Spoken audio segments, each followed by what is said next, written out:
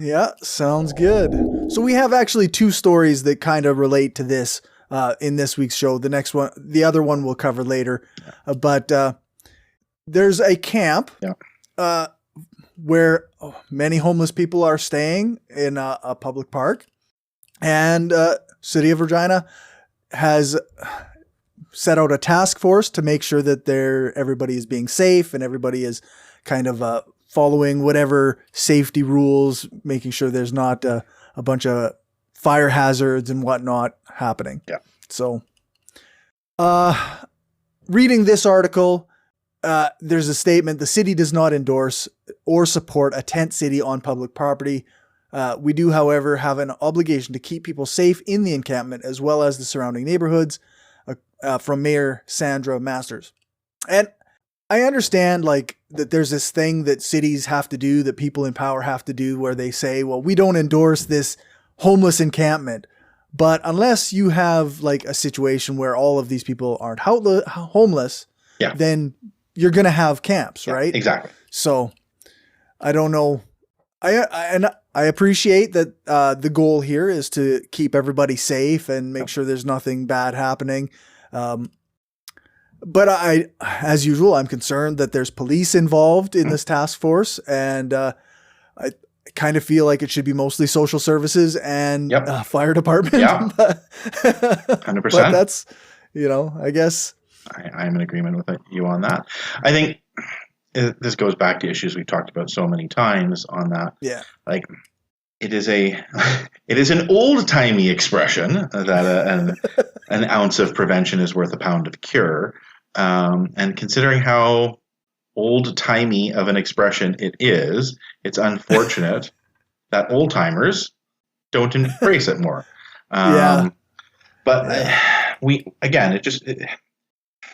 as someone who is a money person, who follows economics and finance and return on investment statistics and just dollars and cents and hard numbers, it drives me up the wall that housing first initiatives for dealing with the unhoused is not just universal, because we know with certainty that it saves money in the long run. It is cheaper to provide housing and don't give a fuck about the whole deserve it, not deserve it, drugs, not drug.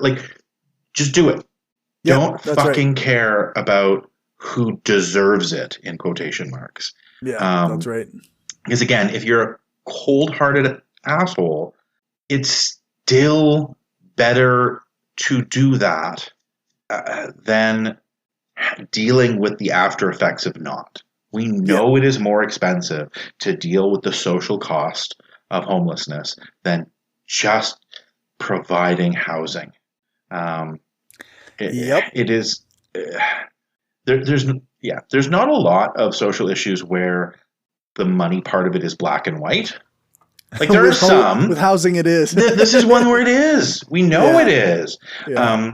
And we know human beings. Human beings are amazing. At the core, every person has the capacity for doing some pretty incredible, amazing things. Even if you're talking about people with addictions or disabilities or regardless, people have the potential for just doing amazing, incredible things, and society benefits from their ability to do them.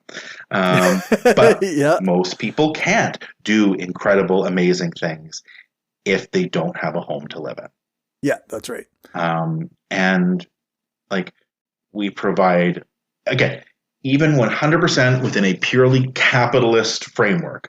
So, let's not even worry about socialism, communism, anarchism. Sure. Let's put all of that aside. Let's, from a purely fucking hardcore capitalism is the be-all and end-all, the light in the sky way of looking at things. Providing housing allows people to be better consumers, to be better laborers, to be better participants in a civil society. You get someone on their feet. And we know, again, there's going to be, let's say there are people who abuse the system and don't work. they then still will provide consumerism. Like they will feed the consumerism even if they're not providing labor. But that's still the rarity. And once someone has a place to have a shower, to have clean clothes, to feel safe so that their belongings are not at constant threat of being stolen or lost or taken, then they can go out and get work. Because most people do, like, no one wants to have a job, but most people want to be productive. And people will find ways of being productive when they are given the opportunity to. And again, in the capitalist society we have, that will often be, or almost always be, through gainful employment. And then that money turn around and get spent, because we know people who are struggling to get by spend every penny they earn. That's right. And are more likely to do that when they feel safe and secure because they have housing to come back to. And people, if we do a housing first approach, we know most people do not stay in that housing forever. They want to have their own place, whether it's renting or buying or whatnot, right? So this is still not something where we're setting up a situation where someone's going to, quote unquote, live on the government teat forever. That's right. Anyways, and like you say, even if they did, they still feed into the economy and the society in various ways because they're living in a house and have security. Exactly. So, and like that is the more long-term solution to this. I think this is that is a common sense. I've talked about it before. We've sort of beaten that to death before. But dealing with the current situation, I'm glad. Like, again, police involvement, but the fact that it's not getting busted up, the fact that it's being allowed to continue, that they're not bringing in cops to arrest everyone or sweep the park, things like that. I think you're going to see probably more of that come winter. Because what the city really doesn't want to have happen is someone dying of exposure. And I don't want that either, right? I don't we need to come up with a solution that doesn't involve people freezing to death. That's right. And a lot of those tents are not sufficient. That's right. For people to not freeze to death. Based on this article, there is some vacancies within social housing and at shelters. Obviously, there's lots of reasons why people might not access those services. And as a last resort, she said, Mayor Masters said that the province does have the capacity to offer hotel rooms for people who need a place to stay, though I suspect that's not happening a whole lot. No, I doubt that would, But again, I can't beat the dead horse. If you're paying for hotel rooms, it's a hell of a lot easier to just pay for housing. But again, we did, I think it was 2017, somewhere in there. There was a housing first program going on. I'm not sure if it ended or how it ended or what, but for more information on that, a person can access. There's a podcast, Queen City Investment Bureau or Improvement Bureau, with Paul Deschênes. They just did a replay of a 2017 interview regarding that. So perfect. Well, I'll stop talking about that then and let people who know even more about it than me talk about it, and encourage people to go listen to that. But for sure. I hope we don't see this a repeat of what we saw a decade ago when there was the Occupy protests in Tent City in town, and it ended with police coming in and arresting people and sweeping the park and abusing park bylaws to. Yeah, that's the thing. It's a bylaw, right? It's frustrating because the bylaws are often inconsistently applied. Absolutely. And I think we've talked about this on the show before, is where they're these rules. Everything is illegal in a park in Regina. There is nothing that is legal. It is barely possible to set foot in a park in Regina without violating some sort of bylaw. It is. They've basically gone through and made every possible activity you could do in a park illegal, and then just allow selective enforcement. So if I go to a park with my kid and throw a baseball around, I'm probably not going to be asked to leave. Right. But technically that's violating a park bylaw. Right. Because you're not allowed to throw objects in parks in Regina. What is a park even for, actually? You're not allowed to throw objects in parks. When the Occupy protests were busted up, I looked at the bylaw and I actually sent messages to the city manager and asked for clarification. And the answer literally came back was, it depends who's asking on what counts as an object that's illegal to throw. And so if you're saying it depends who's asking, then that tells you that it's that tells you what you need to know, right? And you're not allowed to be in a park after a certain time. I can't remember if it's 11 o'clock or midnight. So you're not allowed to be in a park at night. You're not allowed to pre-arrange meeting in a park. Oh, interesting. Yeah, I didn't know that. For an activity. You can just say, hey, I want to meet you there, but if it's any sort of activity, you're not allowed to prearrange. Oh, we can't plan to go and throw a Frisbee back and forth. Correct. Well, you couldn't throw the Frisbee anyways, but even if it was a game of hide and seek where there's nothing being thrown, if a bunch of kids all message each other and say, hey, let's go to the park and play hide and seek, that is a violation. Interesting. And some of the stuff you can only do with a permit. Some of the stuff you just can never do. But again, so yes, the park, the tent city violates some of those bylaws, obviously. Of course, But again, everyone who uses Regina parks violates those bylaws. So they're noticeable in the lack of enforcement rather than the enforcement. So saying, oh, well, it's a violation of the law, and that's why we have to, quote unquote, shut it down is just an excuse. So so this is, I guess, a little bit old.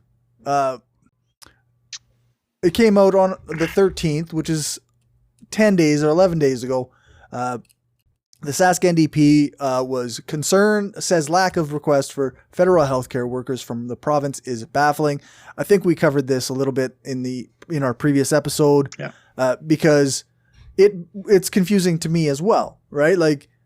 We should have been asking for help. Yep.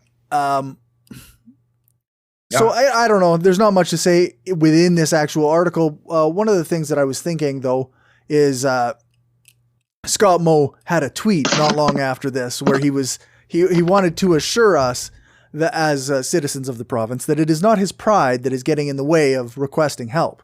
Right. So it's some other thing that is we have no idea what his reasoning is, but it's not his pride that is getting in the way. Yeah. That's probably not true, but so I guess is it pride? Is political optics the same thing as pride? I don't know. I guess it's slightly different, right? Yeah.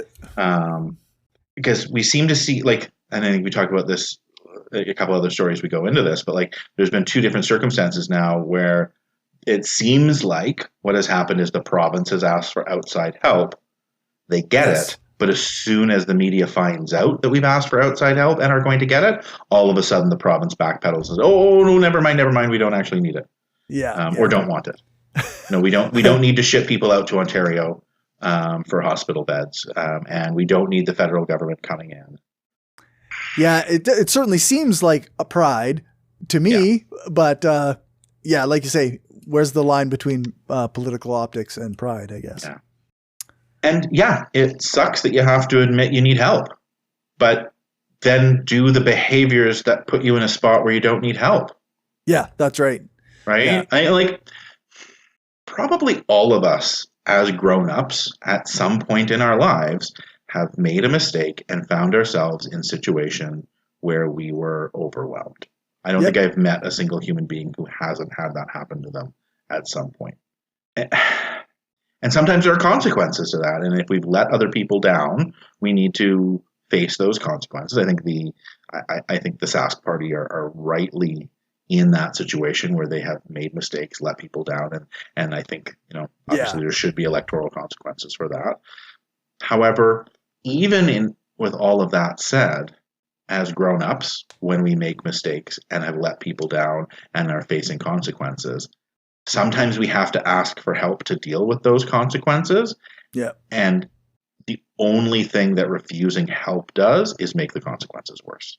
Yeah, it's I think we are certainly facing some consequences as a province right now. I don't know if the Sask Party or our Premier Mo are actually going to face any consequences of their own, but I suppose we'll see. We will see. So it's, and I think it's also important to note that the actions whose consequences we are currently facing are twofold. Like, the response to COVID is certainly part of it. Like, absolutely 100%. They need to be held accountable for their reactions to COVID, both implicit and explicit. The explicit as far as how they've managed different rules and guidelines as far as social distancing, mask wearing, vaccines, all of that. As far as government policy on things, like there are some hard and fast rules that they've done that need to be looked at. But also, again, the implicit around how they have framed the conversation around aspects of their base that are anti-vax and anti-mask. How they have, I think there's an accountability that needs to be in place for not coming out and saying, I don't care if you are our natural base. This is not a political issue. There needs to be some accountability for turning a public health crisis into a bizarre partisan issue. Like, partisanship is going to come in no matter what. Partisanship comes into play in politics. Yeah. There should be debate and opposition and back and forth around tactics and how vaccines were distributed and where the distribution centers are and timing and how do you, where are the lines between social distancing and mask wearing and how do we communicate that and what role is placed on bureaucracy within the civil bureaucracy in public health and where the bureaucracy of the healthcare system itself. Those are all the types of things that should be getting discussed because we are supposed to have robust debate in a parliamentary system where the government sort of does their best approach. Opposition parties come in and say, okay, have you thought of this? Why aren't you doing it this way? Try and poke holes in the plan in order to come to a better solution overall. Yeah. But the debate shouldn't be whether the worst global pandemic in 100 years should be treated seriously. Right. Or, or whether it's happening, right? Like, there's still people out there that are arguing that it isn't even happening. And that also seems to have like that partisan bent to it. Like it's one team that says that this isn't a real thing. Yeah. So, and not that there aren't left-leaning people who aren't on team conspiracy theory. But that seems, again, the left is not courting that fringe within them. I don't see Ryan Miley courting the no, the David Wolf crowd or the Gwyneth Paltrow crowd, right? The left wing, let's heal this through crystals and moonbeams crowd. I mean, not to get it too big a picture, but those people currently are finding their home among the right because of this vaccine mandates, COVID conspiracy nonsense. Yep. So. Anyways, like I said, I think there needs to be, whether it's pride or what, there needs to be some accountability for the both explicit and implicit actions that have led to this being worse. So, sorry, the other part of it too, the other aspect of accountability needs to be around everything that's been done for the last couple decades. And the NDP of the 90s also need to be somewhat accountable for this. But I would say, none of them are in office anymore, so it's somewhat moot. I'm not going to vote for Lauren Calvert or Roy Romano in any coming election because they're not running. It's not even a thing. It's not even a thing, right? But the fact that our healthcare system was strained to the point of operating on a shoestring. The fact that we operated it in such a degree that anything that goes wrong causes catastrophe. That's not how you should run anything, let alone a healthcare system. Yeah, exactly. And there's, I've used this example before. If someone is like ends up being an hour late from meeting you, and they say, "Oh, it's because of traffic or because of this, that, and the other thing," that there was more to it than that. They were probably going to be 15 minutes late if nothing went wrong, and then when things go wrong, they're an hour late.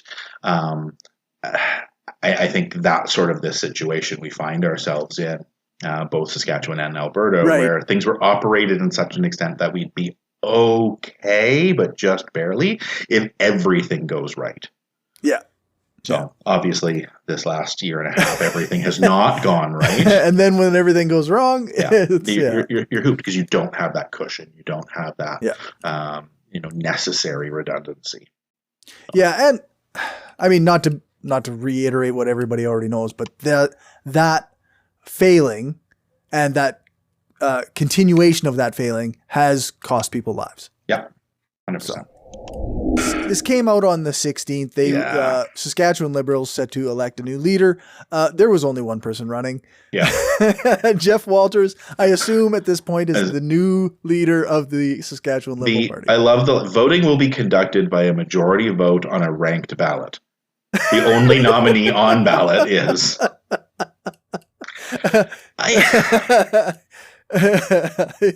Yes. I honestly don't understand the existence of this political party anymore. No. There's 0 point. I don't understand their existence. I really, really don't.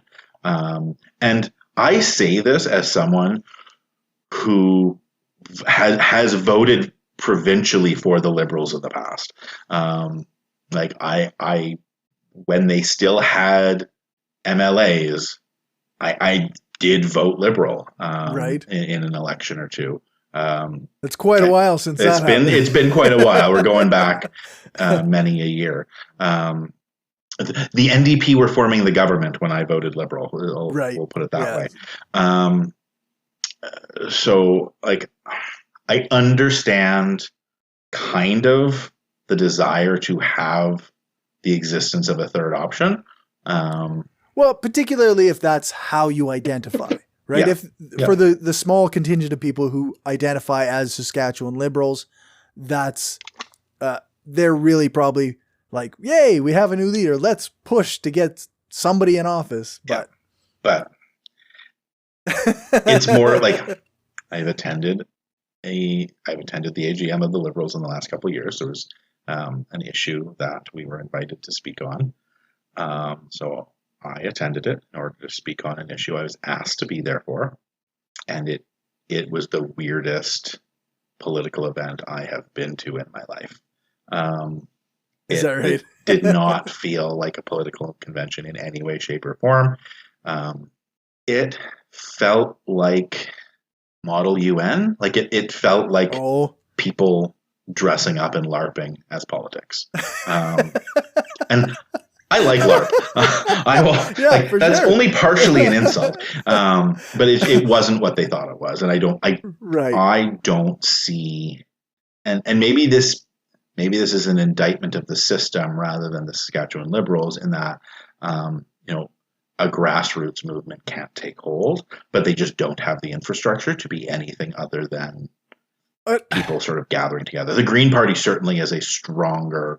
That's kind of what I was just thinking. Like, I think, and maybe it's partially my bias speaking here, but I think that in our current political age or climate, in order to gain ground against, say, a very strong conservative movement in Saskatchewan, I think you need a stronger left movement. You don't need a liberal movement, right? Centrist. Nobody's going centrist, right? Well, you know what? I don't even necessarily agree on that. I think you could get a centrist movement. This just isn't it. Right. I don't necessarily think that, because I think you could probably make a case for the fact that there is the ability to draw support away from the Sask Party by positioning yourself between the NDP and the Sask Party. Just maybe not under the label of Liberals. Yeah, probably not under the label of Liberals, and not within the infrastructure that organization currently has. Right. It doesn't have enough new energy for a new party. Yeah. Because you need enthusiasm, you need energy, you need the ability to take on new ideas. And the infrastructure of the Liberal Party in Saskatchewan will treat any new idea with the response of, well, that's not how we've always done things. And which isn't going to work. When you're getting something percent of when you're getting a fraction of 1% of the vote, the way you've always done things is probably not the way you want to It's proceed. not the way to do it. So, yeah. We actually talked longer on that than I expected us to. Yeah, sorry, that was me ranting as a former Liberal and very disillusioned. Sask sought ICU help from American states before asking the federal government. Remember, it's not pride related. No. So the Saskatchewan scoured North America for staff before asking the federal government to relieve hospitals overburdened by COVID-19. Yeah, so I guess they went out looking for staff and help in other places, which I don't want to say like this is necessarily a bad thing, but the idea that you do this before going to the federal government or without ever going to the federal government seems really bizarre to me. Well, and also approaching places that are more overwhelmed by COVID than we are seems like a weird approach. Yeah, because right. like Saskatchewan has the lowest vaccination rate. Saskatchewan and Alberta seem to be going back and forth and alternating who's in last place, but sort of we seem to be the two worst provinces in the country around vaccination rates as well as infection and death. Like pretty much all of the bad statistics you could have, Saskatchewan and Alberta seem to be going back and forth as far as regions within Canada.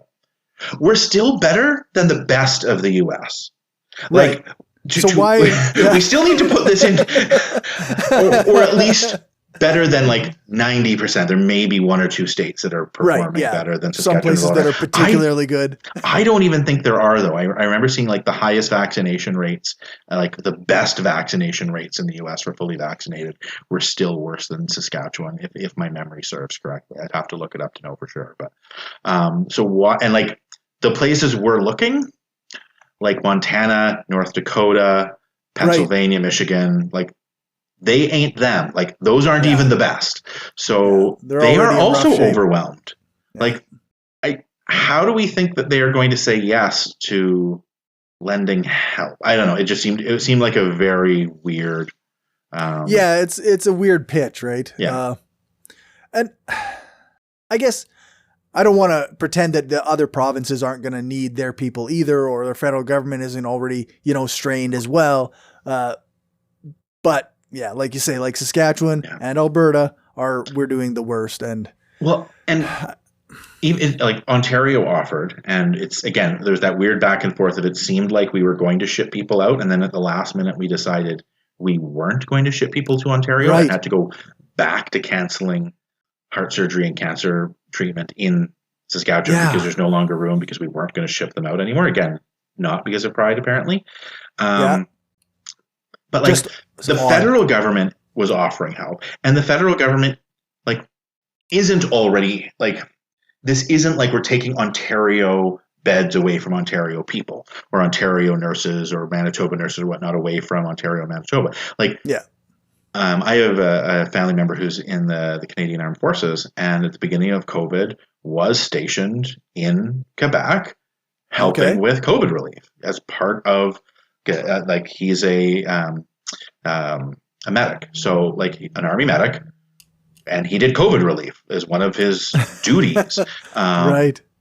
We have people within the armed forces who can do that. They're trained to do that. That's part of their job. The federal government offered to send them here, and we kept saying no. Yeah. And then finally, when we said yes, and it got announced, then we backtracked on that again because there was that weird tweet from Mo, and I don't know if we have that in the I don't. Where he came back after Trudeau basically said, "Yeah, Saskatchewan has accepted our help. We're sending people out." And then Mo said, "Oh, don't believe it if you don't hear it directly from us." Oh yeah, that's right. That was that weird, but why that's not? The weirdest thing. That was the weirdest tweet of the week. So. Yeah. What? So coming from the Prime Minister, you can't believe it. Yeah. According to our premier. Yeah. Unless you hear it from him directly. But then we did hear it from him directly. Right. So I don't get it. But also, again, looking to the U.S. before, if it's not pride, then I'm really puzzled. If it's not pride or political optics, then I really do want to find out what the heck it is, because it's something bizarre. Saskatoon councillors looking into writing their own bylaw on COVID-19 gathering limits. The city asked province for extra gathering limits and was officially refused. This is the weirdest title for a headline. I'm just going to pause, off topic for a second on freaking copy editing for a moment. Don't write bylines that read like the opposite of what they actually are. Because when I first read this story, I'm like, oh, why is Saskatoon wanting to be able to have larger gatherings? And no, it's the exact opposite. They want to force gatherings to be smaller. I'm like, they're not asking for exemptions. They're not asking for extra gathering. They're asking for smaller gatherings, additional restrictions that they want to be able to place. But it is not clear. No, that's a pet peeve part of this story, is just bad copy editing. The story itself, again, I think this is a vent and rant I have been on multiple times since I think I ranted about something similar on our very, very first podcast a year ago. How conservatives talk the talk about small government, and they don't like grassroots. Local should be in charge. So provincial shouldn't overrule local, and federal shouldn't override provincial, and allow the libertarian ideal and rallying cry is that things should be decided at local levels. But then they never actually walk the walk, right? As soon as a city or a municipality says, oh, okay, then we would like to place this extra restriction for our city. Yeah. The province says, hey, no, you can't do that. Yeah. So I drives me nuts. And I don't understand what the province I don't understand where the province's rationale on this is. It seems like a very bizarre hill to die on. I was talking to my partner the other day about this, because it seems like the same people who are currently and have been through the entire pandemic telling us we have to get back to normal, we have to open up, we have to have everything the same as it always was. We have to do this. We can't restrict things because of the economy or whatever the reasoning was, are also ignoring the fact that no restrictions makes it so that we cannot possibly go back to a normal way of doing things. Yeah. It perpetuates the desire to be normal and ignore the pandemic is making the pandemic hurt us more and causing us more economic strain. Yep. 100%. And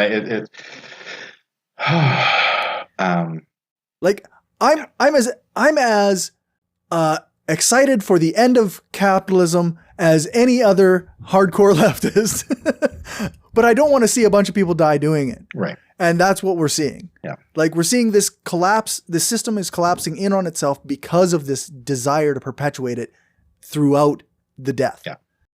Yeah. So I don't know. just my observation, I guess.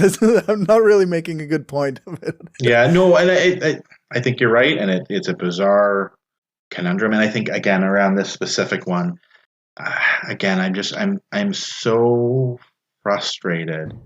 I'm additionally frustrated because one of the things that happens so often is you have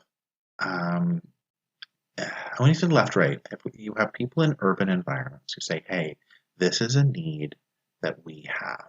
And you have people in rural environments saying, oh, well, that's only an urban need. We don't need that where we are. There's no need to make this a national thing or a provincial thing. If Regina wants to do it, let Regina do it. Or if Toronto needs this, let Toronto do it for themselves. Absolutely, let them do it. but then you can't come along and say, oh, well, they shouldn't be allowed to do it themselves either.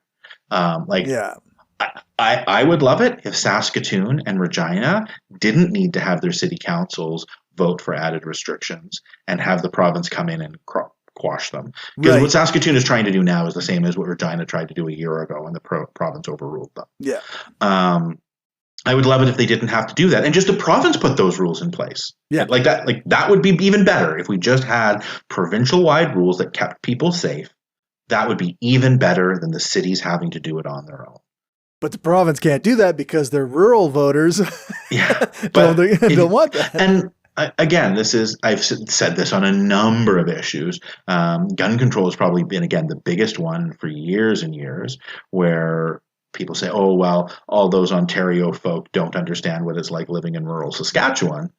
Right. But then you still have, governments crushing city bylaws in Toronto, whether it be the federal government when Harper was in charge, or the provincial government out there with Ford in charge now. But it seems like when individual municipalities want to be more left-wing and do the left-wing type things that they were elected to do in fairly convincing and significant mandates, that's when conservative governments step in and say, oh, well, no, we don't actually believe in governing at the local level. And like you said, and in a way, because it's a municipality, it's that area, it doesn't hurt the people that don't want the blanket rule applied to them from outside the area. So why are you crushing Toronto's gun law if it doesn't matter, if it, it's not going to affect the Saskatchewan conservative guy.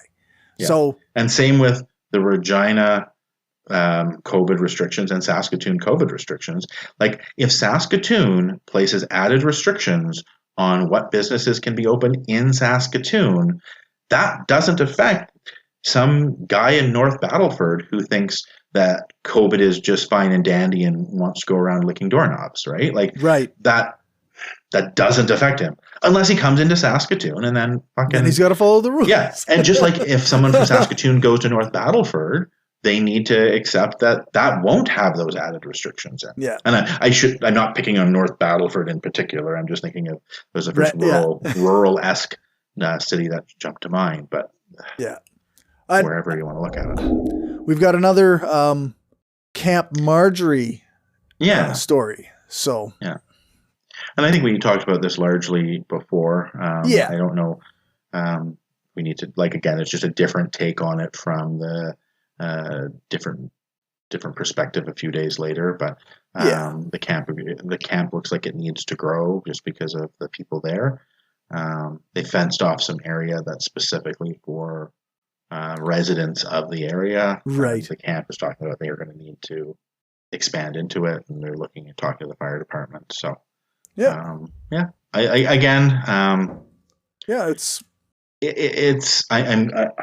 am glad that everything is remaining civil. That for now, at least, the city is not being confrontational about it. So hopefully that can continue.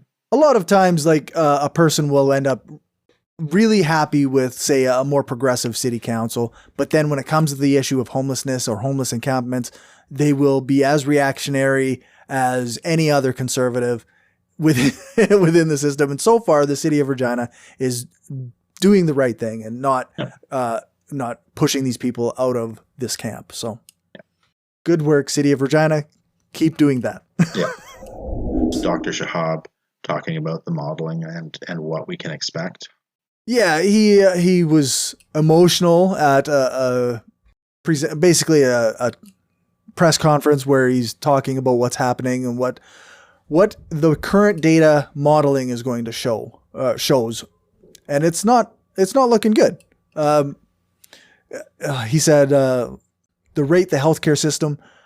this rate the healthcare system will not return to sustainable levels until March of 2022. So 6 more months, yeah. And that's at this rate. That's not even assuming things get worse. Right. Yeah. Yeah. So, I don't know. Get your vaccine, people, please. Yeah, hopefully, and again, hopefully it gets approved for ages 5 to 11 soon. I heard that there's some data coming out now that it could be coming soon. So yeah, they just had the results of one of the biggest trials came back. It's being used. It's being used by anti-vaxxers very disingenuously. Of course.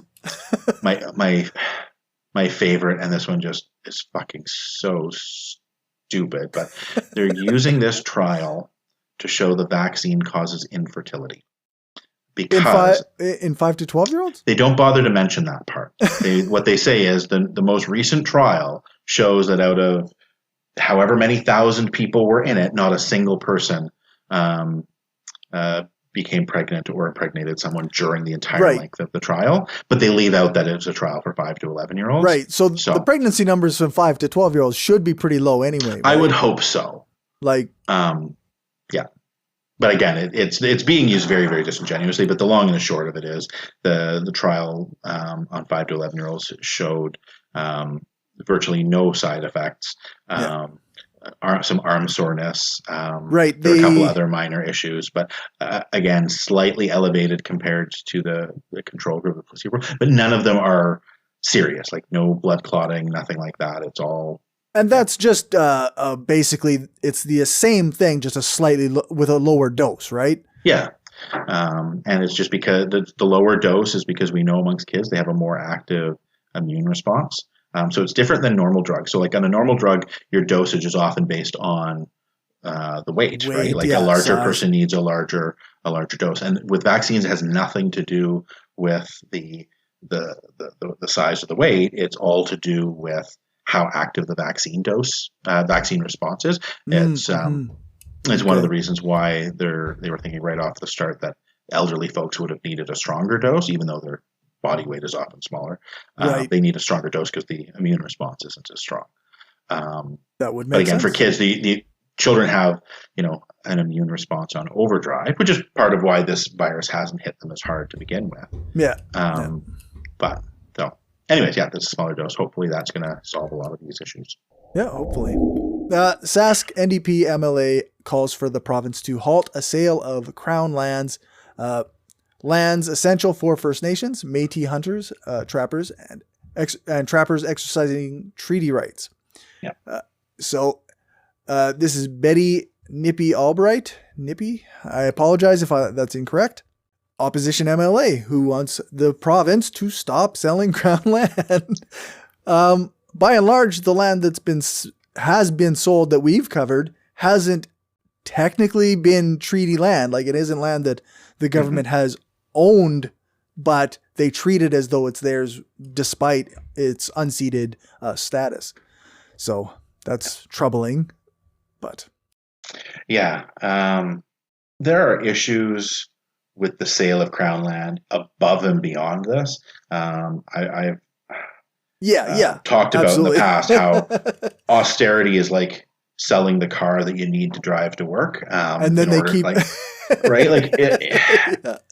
if you're constantly selling resources that are collectively owned by the province in order to make your deficit look less bad, that's still a deficit. Yeah, and you can't create more land. If you're spending more money than you earn and you sell your house to address that shortfall, you're not really having a profit that year. Like you're still in all reality, you're still operating at a deficit. And again, same sort of thing is if the province is having to sell off its own land in order to make the deficit look more than 8,000 acres. Yeah. So. So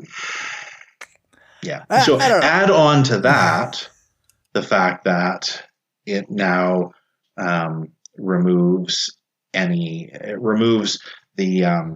hunting and fishing territory that is supposed to remain available to Indigenous peoples. And add into that Indigenous communities are by law and by treaty supposed to have first buyer's rights to any Crown land that's up for sale, and that's being violated. It's just stop selling the land. And if you are selling the land, follow the fucking law and allow buyers first right of refusal to Indigenous groups. Because, and this is that thing where, again, I'm going to take a step back and put on my cold-hearted asshole hat. So let's take away right and wrong for a moment. because again, I think it's morally wrong what they're doing. But let's even take that off the table for a moment. As a Saskatchewan taxpayer, because we always love talking about the taxpayer, Right. as a Saskatchewan taxpayer, I don't want the government breaking the law when they sell shit, because that's going to be expensive for me in 10 years. Yeah, because they're going to get sued. They're going to get sued. Yeah. And you know what's going to happen is they're going to fight it and fight it and fight it. And the cost of fighting it is going to get bigger and bigger and bigger. And finally, at some point, a left-wing government is going to be elected into office. And they're going to look at the numbers and go, we can keep fighting this, and it's going to cost us double or triple what it can cost us now. So we might as well pay it now. And all of the Conservatives are going to come out of the woodwork and be like, oh, the NDP giving money to Indigenous people, blah, blah, blah. Right. Because that's what they do. But ignoring the fact that in 10 years from now, when all of the Conservatives are bitching and moaning about this money being given to Indigenous groups because of a settlement that they had to make with some left-wing government, I want them all to remember that it was today. Like, it was the sale of these first lands in violation of the law and in violation of treaties. That is what is costing that money 10 years from now. That's right. So be aware. Be aware. Like, yes, it is also, Nippy Albright talks about it being a slap in the face, and it is. 100% it is. This is a slight to Indigenous people that flies in the face of reconciliation. And that should be a bigger part of this story. But again, even aside from that, it's just, again, dollars and cents means this is stupid in the long run. All right, last story of the night. Back to COVID. Yeah. And this is one we've referenced a couple times. Yeah. Throughout. The minister says the pandemic help, including military support, is approved for Saskatchewan. Yeah. And Minister Bill Blair says the federal government has approved a request for pandemic aid in Saskatchewan, which includes military support. So there we are. We have military support coming because we are beyond our own capabilities at this point. Yeah. So. Which, thank for finally saying yes. Yeah. The tweet from Mo on, I believe it was Monday, but when was this? This was Saturday. So this was just, So the tweet from Mo a couple days before this, or 5 days before this, saying, oh, well, don't believe it until I say so, just is weird and petty, and I don't. This week seems to be a lot of me saying I don't understand. And I don't know if that's entirely true, because I kind of do understand. I think I say I don't understand because what I really want what I understand to be wrong. Just scrolling through Scott Moe's Twitter feed, he shares some things that I would consider red flags. Okay, Financial Post. Okay, I get some people are into Financial Post, but he's right. It's of course oil related. Then he's got this article from pipelineonline.ca. It seems, I don't know. That seems like a sketchy website to me. Yeah. Lobbyist, if nothing. No. Okay. To be fair, if the NDP shared something from Greenpeace, we probably would also we wouldn't be.